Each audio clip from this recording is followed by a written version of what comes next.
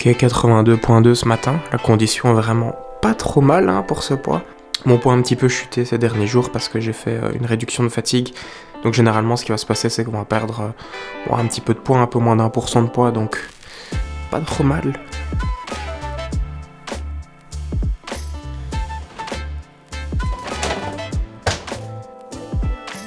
Donc le programme là maintenant, j'ai une séance jambes prévue à midi plus ou moins, il est 8h40, donc je vais prendre mon gros déjeuner à 1000 calories, que j'ai le temps de digérer à mon aise, et ensuite certainement reprendre une petite dose avant l'entraînement, d'avoir quelque chose dans mon système pour supporter l'entraînement.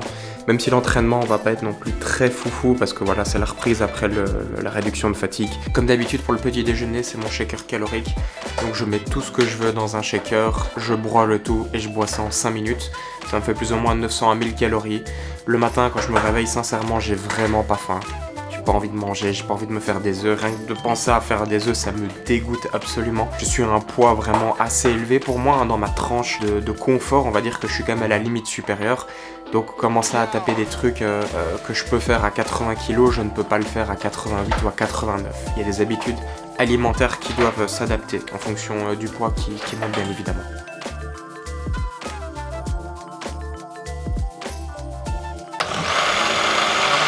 Et voilà, ça fait 900 calories d'englouti. Je me sens vraiment très très bien pour être honnête. Et généralement, les gens sont beaucoup plus excités quand il y a une série de vidéos qui préparent une compétition.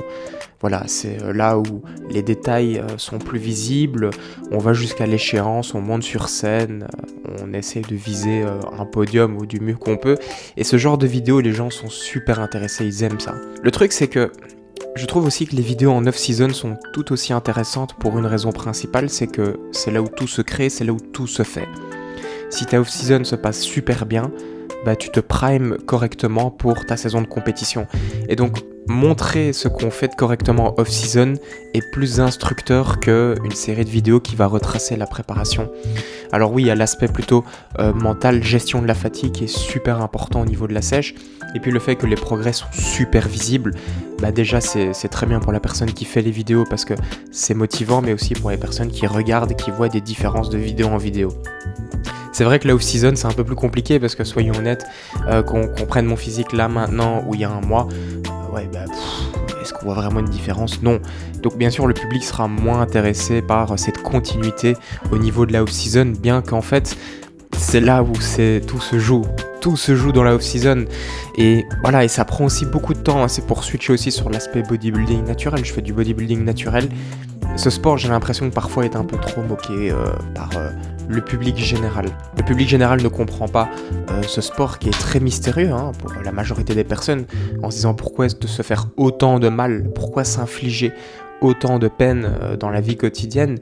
Ça, encore une fois, ils projettent leurs propres peurs, leurs propres limites à nous pratiquants qui nous épanouissons en faisant cette pratique. Et donc bien sûr il y a un manque d'empathie dans toute cette histoire, bien sûr, et de pouvoir aussi comprendre que l'autre est l'autre, qu'il a ses propres envies, ses ambitions, etc.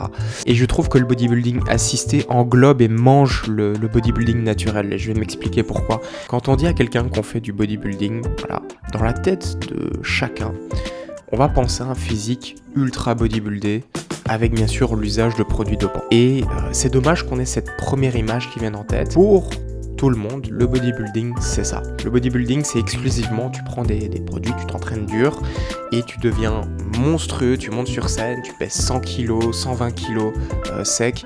Voilà, ça c'est le bodybuilding pour l'appellation commune en fait.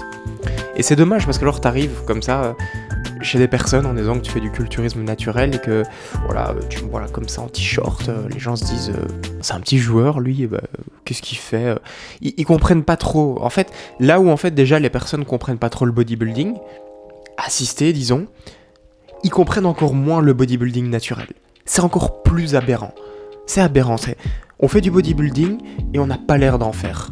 Donc en fait, il y a un peu cette double aberration qui s'ajoute quand on fait du bodybuilding naturel en fait. Et je trouve que la question essentielle qu'on doit se poser, c'est est-ce qu'il y a un avenir ? Alors moi je pense qu'il n'y a pas d'avenir financier. Ça veut dire qu'on ne pourra pas être autant récompensé dans le bodybuilding naturel parce qu'il n'y a pas d'audience. L'audience va fixer à quel point on va gagner de l'argent dans un sport. Il n'y aura jamais d'audience. Par contre, là où effectivement les choses peuvent bouger pas mal, je pense c'est aussi comment le bodybuilding naturel est un mouvement sain en fait. C'est un mouvement où on joue avec les capacités du corps. Et c'est tout. C'est-à-dire qu'en fait, le produit final qu'on va présenter sur scène vient juste de nous. Purement de nous. Et de nos limites.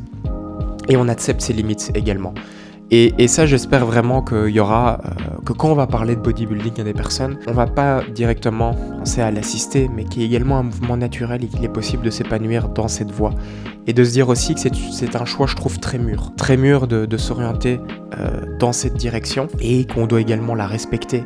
Et pas moquer cette décision. Parce que je trouve aussi que les gens qui suivent, qui font du bodybuilding assisté, peuvent avoir ce regard un peu moqueur parfois sur les gens qui font du bodybuilding naturel. Donc j'ai vraiment envie d'avoir cette continuité, j'ai effectivement des objectifs que je peux reformuler ici maintenant. Je crois que j'avais 20 ans quand j'ai formulé ces objectifs de vouloir participer au championnat du monde, WNBF, qui se tient souvent aux États-Unis. De concourir avec les plus grands. Je parle pas de gagner ça, parce que gagner ça, effectivement, mon esprit aussi s'est éveillé sur la question de la limite de la génétique. Je pense pas que j'ai les capacités génétiques pour être champion du monde, nati. Par contre, y participer, je me dis que ça peut être jouable sur le long terme. Et donc, voilà, je me fixe des objectifs, c'est un objectif, on va dire, ultime, mais c'est plutôt pas mal de se fixer un objectif très haut, parce que ça veut dire qu'il y a une très belle route à parcourir jusque-là. Et moi j'adore la route. La route, c'est là où toutes les choses se jouent. On se lève le matin, on fait ce qu'il faut, on fait ses entraînements, on fait le débriefing de ses 4-5 semaines d'entraînement, de son année.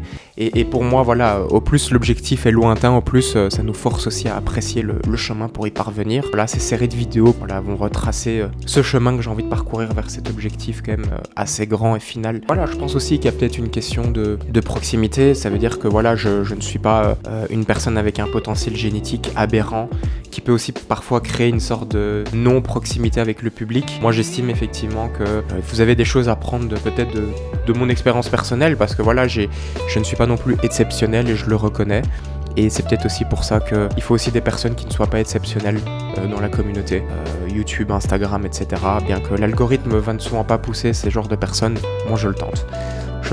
Voilà, j'ai travaillé un petit peu ce matin. Maintenant, il est temps de vite manger quelque chose qui va se digérer très rapidement pour ma séance jambes focus chaîne postérieure.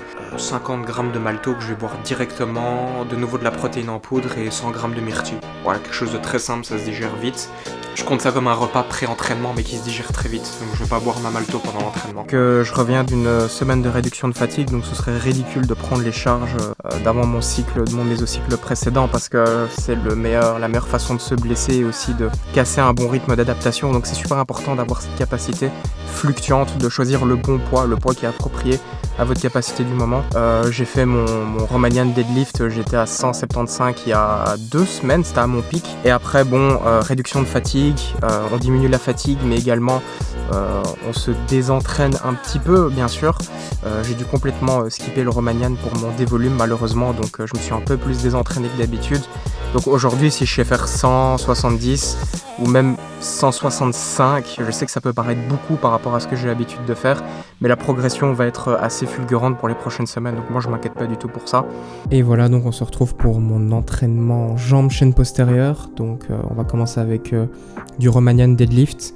C'est mon gros polyarticulaire de la journée. Et comme je vous ai expliqué, j'ai pas envie de trop charger non plus. Donc j'ai commencé avec 165, c'est plutôt conservateur, mais je me dis que c'est peut-être mieux de commencer mon mésocycle d'entraînement un peu plus conservateur et de faire des augmentations, des belles augmentations sur les 8-9 prochaines semaines. Il y a 2-3 choses que j'ai changé vraiment sur mon entraînement et qui m'ont vu quand même de très belles progressions. Premièrement, c'est que je prends des approches réactives pour les deloads, donc pour les réductions de fatigue. En fait, j'en prends une quand je suis fatigué, et avant ce que je faisais, c'est que tous les 4 à 5 semaines, plutôt tous les 5 semaines, je faisais une semaine de réduction de fatigue et c'était pré-planifié. Du coup, ça c'est plutôt pas mal d'être réactif, parce qu'en fait ça nous permet d'accumuler plus de semaines. En fait, je trouve que ça sert à rien d'être arbitraire avec les réductions de fatigue, il faut en prendre quand c'est nécessaire. Généralement on s'entraîne un peu plus longtemps, donc ça nous permet d'accumuler quand même du travail effectif, et aussi si on se sent un peu moins bien, on le prend plus tôt, et voilà. Première chose que j'ai changé, c'est ça. Deuxième chose, c'est que j'ai gardé un volume très constant. Donc ça veut dire qu'en fait, je prends un volume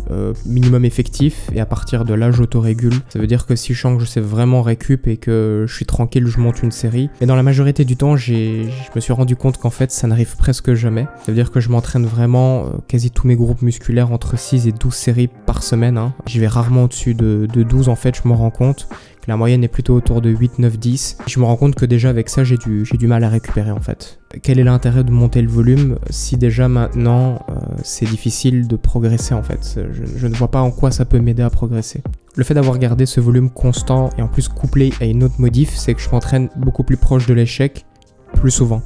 Ça veut dire qu'avant, en début de mésocycle, je laissais beaucoup trop de répétitions en réserve, ce qui fait que je perdais au moins 1 semaine et demie d'entraînement de qualité. Et en fait, en combinant un volume constant et en m'approchant plus proche, en étant vraiment proche de l'échec la majorité du temps, en fait, j'ai explosé sur plein d'exercices. Mon Romanian, j'aurais jamais cru faire 175 kilos pour 5-6 reps, enfin je trouve ça incroyable. Vous m'aurez dit ça il y a 3 ans, je vous aurais pas cru, alors que moi je suis vraiment quelqu'un qui n'est pas fort de base, voilà, donc c'est quelqu'un qui parle en n'ayant pas non plus les meilleurs leviers, en n'étant pas fort de base.